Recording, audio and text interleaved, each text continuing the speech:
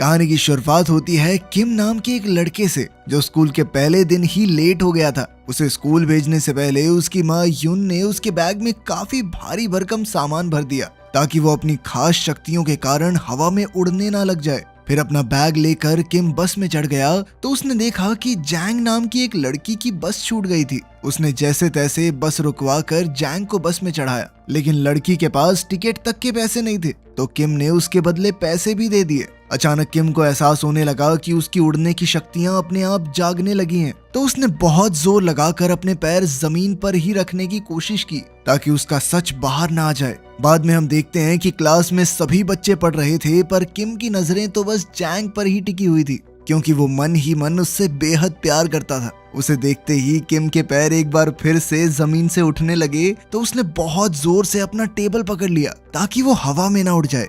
वहीं दूसरी ओर हम एयरपोर्ट पर फ्रैंक नाम के आदमी को देखते हैं। उसने पार्किंग लॉट में मौजूद एक ट्रक में से अपने मिशन का सामान उठाया और फिर एक वर्कर का भेस बना लिया। तब ये खुलासा होता है कि फ्रैंक एक सीरियल किलर था जिसे सुपरनैचुरल कंट्रोल एजेंसी ने सोल में मौजूद अद्भुत शक्तियों वाले लोगों को मारने का काम दिया था। स्कूल खत्म होने के बाद सब बच्चे घर वापस जा रहे थे पर तभी ली नाम का लड़का जैंग को रोककर स्कूल की जिम दिखाने ले गया क्योंकि जैंग स्कूल में नई आई थी, इसलिए टीचर्स ने ली को जैंग को स्कूल दिखाने का जिम्मा दिया था। वहीं दूसरी ओर फ्रैंक अपने पहले शिकार जिनचिन के ऑफिस में पहुंचा। जिनचिन तो उसे देखते ही समझ गया कि ये कोई बहरूपिया है। जिनचिन ने उसे अकेले में ले जाकर पूछा कि वो उसका असली नाम कैसे जानता है, तो फ्रैंक ने उसे बताया कि एक कंपनी ने तुम्हें मारने के लिए मुझे यहाँ भेजा है। ये सुनते ही जिनचिन ने गुस्से में आकर अपनी जबरदस्त ताकत से गोल्फ स्टिक को कागज की तरह मरोड़ दिया और उसी से फ्रैंक पर हमला बोल दिया। फ्रैंक ने जैसे तैसे खुद को बचाया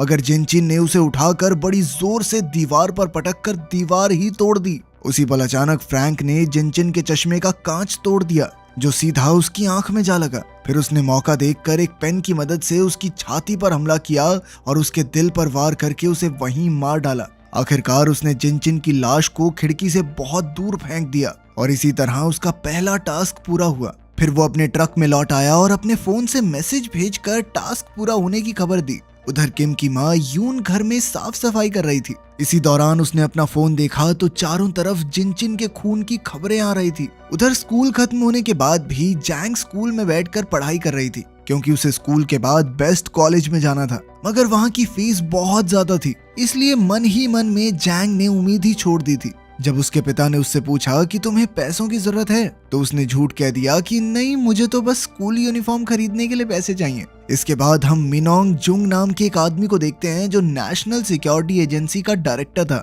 जब उसे जिनचिन के कत्ल की खबर मिली तो उसके असिस्टेंट ने कहा कि ये तो नामुमकिन है, पर फिर भी वो उसकी मौत की खबर को सोशल मीडिया से हटाने की पूरी कोशिश करेगी। मगर मिनोंग जानता था कि शहर के सभी खास शक्तियों वाले लोगों पर खतरा मंडरा रहा है, इसलिए उसने अपनी असिस्टेंट को खुफिया हथियारों की ट्रेनिंग शुरू करने का ऑर्डर दिया। उधर किम की माँ यून ने उसके लिए डिनर बनाया और उसे खाकर किम सोने चला गया, मगर वो जैंग के ख्यालों में इस कदर खो गया कि उड़ते हुए छत पे जा लगा। खैर बाद में यून अपने टेबल पर बैठी और एक खुफिया डिब्बे में से अपनी बंदूक निकालकर उसे दोबारा असेंबल करने लगी। असल में उसे शक था कि जिनचिन की मौत की खबर को दबाया जा रहा है और हो सकता है कि वो कातिल बाकी खास शक्तियों वाले लोगों के पीछे भी जाए। इस दौरान यून को अपनी कई साल पहले वाली जिंदगी याद आई जब वो किम को अपनी पीठ पर चढ़ाकर शहर में घूमा करती थी क्योंकि उसके पास रहने को कोई जगह नहीं थी। फिर एक दिन एक सुनसान शेड के मालिक ने उसे रहने को जगह दी। फिर जैसे जैसे समय बीता तो यून ने अपने बेटे के लिए एक बड़ा सा प्ले हाउस बनाया और साथ ही कई सेफ्टी नेट्स भी लगाए ताकि किम अपनी उड़ने की शक्ति को काबू करना सीख सके। पर दिक्कत ये थी कि किम अभी समझ नहीं पा रहा था कि उसकी माँ क्या कहना चाहती है और इसी वजह से उसकी ट्रेनिंग काफी मुश्किल से हुई। पर फिर भी यून ने हिम्मत नहीं हारी और कई महीने की मेहनत के बाद उसने इस शेड को बड़े से रेस्टोरेंट में बदल दिया और उसका काम अच्छा चलने लगा। उसी समय से उसने किम को बाहर खेलने से मना कर दिया और उस बेचारे ने अपना पूरा बचपन टीवी पर कार्टून सुपर हीरोज देखकर ही गुजारा, जिससे उसे लगने लगा कि वो भी एक सुपर हीरो है। अब उसने सबको अपनी शक्तियां दिखाने के लिए अपने स्कूल के दोस्तों को बुलाया और उनके सामने उड़ने लगा। उसे उड़ते हुए देखकर उसके सभी दोस्त काफी खुश थे और किम भी आखिरकार अपना राज बताकर काफी खुश था, पर वो ये नहीं जानता था कि स्कूल के प्रिंसिपल ने उसे देख लिया है। फिर शाम को किम के एक दोस्त ने भी उसकी ही तरह उड़ने की प्रैक्टिस करने की सोची ताकि वो भी बाकी बच्चों को इम्प्रेस कर सके, पर वो फिसल कर बुरी तरह गिर गया और उसे काफी चोट लगी। इसके बाद यून को स्कूल में बुलाकर किम की काफी शिकायत की गई, तो यून को बेवजह ही उनसे माफी मांगनी पड़ी। किम को एहसास हो गया था कि उसकी माँ को उसकी वजह से कितना शर्मिंदा होना पड़ा, तो वो बेहद दुखी हो गया और छत पर जाकर रोने लगा। मगर अचानक उसकी कमर से बंधी रस्सी टूट गई और वो तूफान में उड़ गया। पर तभी ऐन वक्त पर यून ने वहां आकर पूरे जोर से रस्सी को खींचकर अपने बेटे की जान बचाई। फिर अगले दिन सभी बच्चे स्कूल पहुंचे, पर किम और जैंग दौड़ने के बावजूद भी थोड़े लेट हो गए। पर गार्ड ने देखा कि वो कुछ ही सेकंड लेट थे, तो उसने उन्हें अंदर जाने दिया। वहीं शहर में दूसरी ओर फ्रैंक एक पुरानी लाइब्रेरी में पहुंचा और वहां का दरवाजा बंद करके मालिक के सामने जा खड़ा हुआ। उसने मालिक से पूछा कि क्या पहले वो बंक के नाम से जाना जाता था। तो उस आदमी को एहसास हुआ कि वो खतरे में है, इसलिए उसने अपनी बिजली की शक्ति का इस्तेमाल करके सभी लाइट्स बंद कर दी। इसके बाद उसने अपने रेडियो से एक बैटरी निकाली और अपने अंदर मौजूद बिजली की ऊर्जा को जागृत करना शुरू कर दिया, जिससे उसके बाल एकदम सीधे खड़े हो गए। फिर अचानक उसने फ्रैंक पर हमला बोल दिया और उसे बार बार जोरदार बिजली के झटके देने लगा। फ्रैंक ने अपनी जान बचाने के लिए किताबों का सहारा लिया और पलटवार करके बंक के हाथ से बैटरी गिरवा दी। पर जल्द ही उसने बैटरी फिर उठाई और फ्रैंक पर बिजली का जबरदस्त वार किया, जिससे फ्रैंक सीधा छत से जा टकराया। आखिरकार बंक ने अपने डेस्क से एक तस्वीर निकाली और उसे आग लगाते ही फ्रैंक का गला घोंटने लगा। उसने इतने जबरदस्त बिजली के झटके दिए कि कमरे में शॉर्ट सर्किट हो गया। अब फ्रैंक मरने ही वाला था कि ऐन वक्त पर उसने पलटकर बंक को दूर फेंक दिया और एक ही जानलेवा वार से उसका काम तमाम कर दिया। आखिरकार उसका ये शिकार भी मारा गया। फिर उसने बंक के हाथ में वो जलती हुई फोटो देखी तो पता चला कि बंक का एक बेटा भी है। इससे फ्रैंक को काफी दुख हुआ, पर वो जल्द ही इस जगह से निकलकर अपने ट्रक में भाग निकला।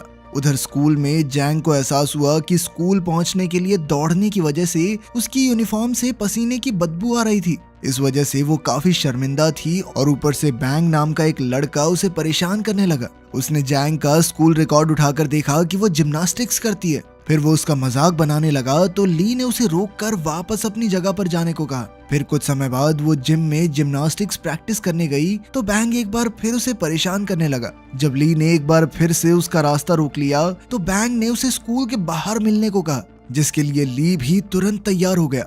मगर वो ये नहीं जानता था कि एक टीचर उसे देख रहा था। खैर, फिर बैंग ने ली पर हमला करने की कोशिश की, मगर ली ने बड़ी ही आसानी से उसे डॉज करके जमीन पर गिरा दिया। अब बैंग ने गुस्से में जमीन से एक कांच की बोतल उठाई और वो ली को उससे मारने ही वाला था, पर ली ने एक ही जबरदस्त मुक्के में बैंग को पेड़ पर लटका दिया। तब ये खुलासा होता है कि ली के अंदर भी अद्भुत शक्तियां हैं। खैर, बाद में जब टीचर ने बैंग के क्लास में न होने की वजह पूछी, तो ली ने झूठ कह दिया कि उसकी तबीयत ठीक नहीं थी, इसीलिए वो जल्दी घर चला गया। फिर कुछ घंटों बाद टीवी पर बंक के खून की खबर भी फैल गई, तो यून को अपने बेटे किम की हिफाजत की चिंता होने लगी। खैर, शाम को किम और जैंग एक स्टोर में उसकी नई यूनिफॉर्म खरीदने गए और फिर उन दोनों ने साथ में खाना भी खाया।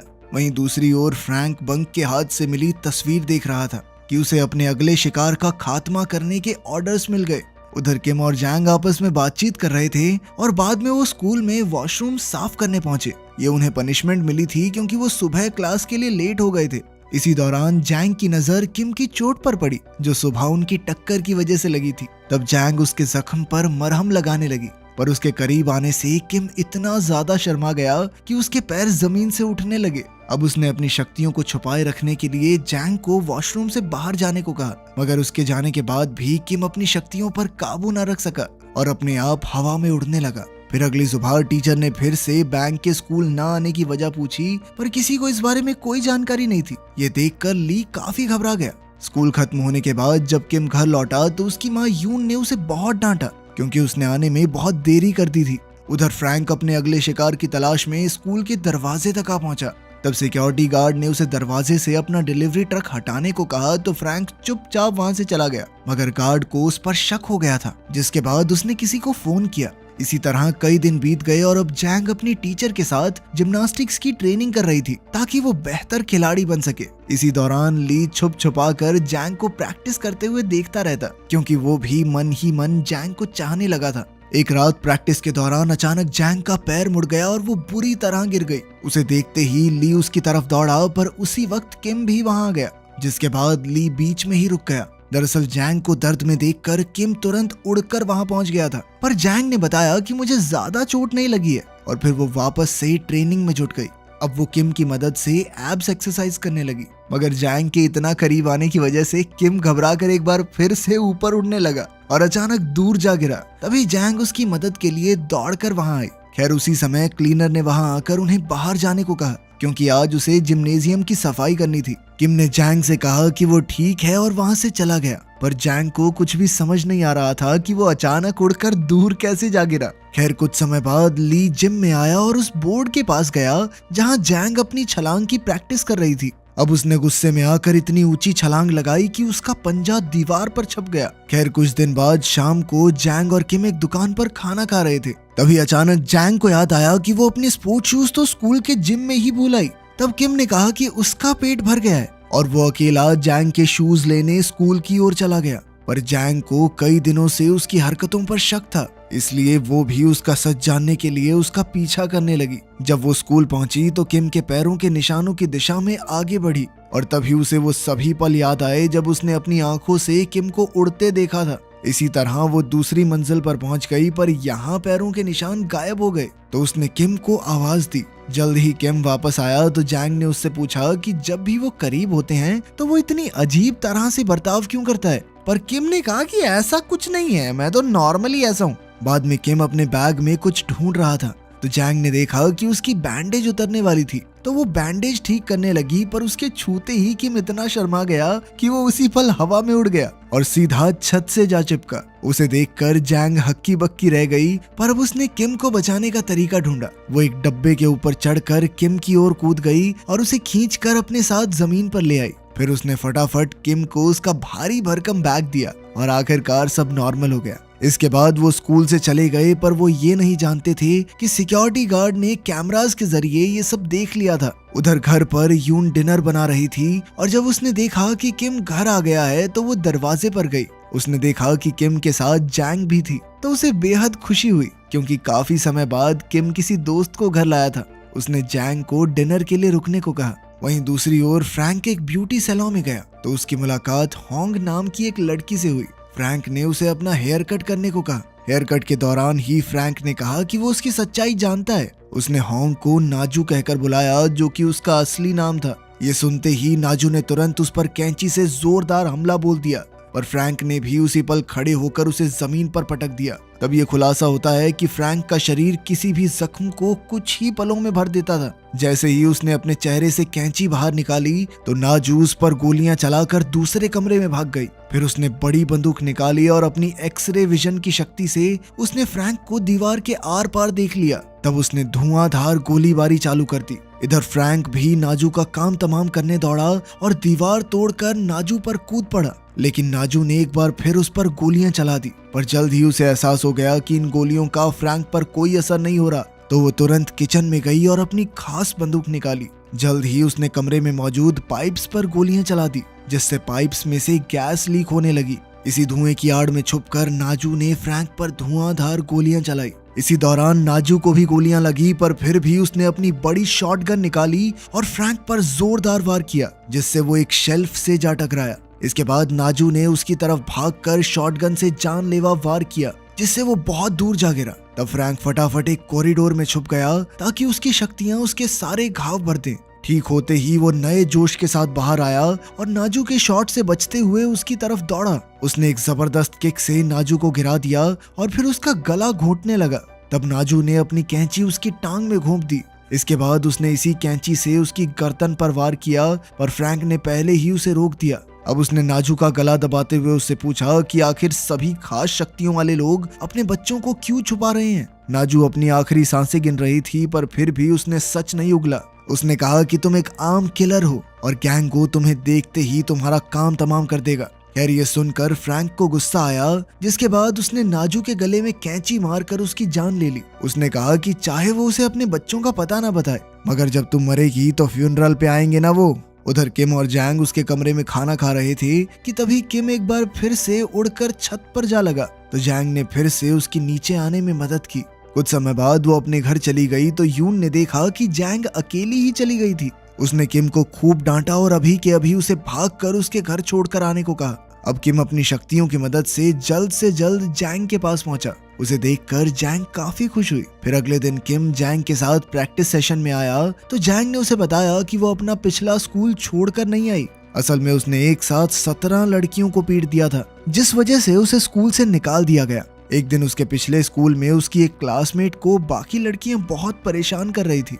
उन्होंने उसकी खूब बेइज्जती करके उसे नीचा दिखाया तो जैंग का पारा सर चढ़ गया और उसने उस लड़की को बचाने के लिए बाकी सभी लड़कियों को स्कूल के बाहर मुकाबले के लिए ललकारा। इसके बाद शाम को सभी बच्चों ने मिलकर इस फाइट को देखा, जहां 17 लड़कियां एक साथ जैंग पर कूद गई थी। लेकिन जैंग को किसी वार से कोई फर्क नहीं पड़ा, क्योंकि उसमें भी अद्भुत शक्तियां थी। उसने हिम्मत नहीं हारी और पलटवार करके सभी दुश्मनों की हड्डी पसली एक कर दी। आखिरकार सबको हराने के बाद वो लीडर की ओर बढ़ी, जो उसे अपनी हील से डराने की कोशिश कर रही थी। लीडर ने जैंग पर हमला करने की कोशिश की, लेकिन जल्द ही वो समझ गई कि उसके हमलों का जैंग पर कोई असर नहीं हो रहा। अब वो डर के मारे चिल्लाने लगी। उस वक्त उस लड़की का बॉयफ्रेंड वहां आया और उसने एक बेसबॉल बैट से जैंग पर हमला कर दिया। वो उसे जमीन पर गिराकर बार बार मारता रहा, लेकिन फिर जैंग ने एक पत्थर उठाकर लड़के के पैर पर दे मारा और उसी के बैट से लड़के के सर पर वार कर दिया। इस घटना के बाद जैंग को स्कूल से निकाल दिया गया और उसके पिता को मामला सुलटाने के लिए काफी पैसे भी भरने पड़े। उधर नाजू के अंतिम संस्कार पर फ्रैंक उसके बच्चों से मिला, लेकिन उनसे अपनी माँ के बारे में प्यारी प्यारी बातें सुनकर फ्रैंक का दिल टूट गया और उसने उन्हें मारने का प्लान कैंसिल कर दिया। उधर नेशनल सिक्योरिटी एजेंसी आम लोगों से म्यूटेंट्स के वजूद को छुपाने की हर कोशिश कर रही थी। आखिर में हम देखते हैं कि उस बिजली की ताकत वाले म्यूटेंट का लड़का अपने पिता की मौत का बदला लेने के लिए उसके कातिल को ढूंढ रहा था और उसके अंदर भी अपने पिता की तरह खास शक्तियां मौजूद थी। इस सीरीज का पहला सीजन यहीं खत्म हुआ। अगला सीजन अभी आया नहीं है, तो कमेंट्स में नेक्स्ट मत करना, ठीक है? मिलते हैं अगली वीडियो में।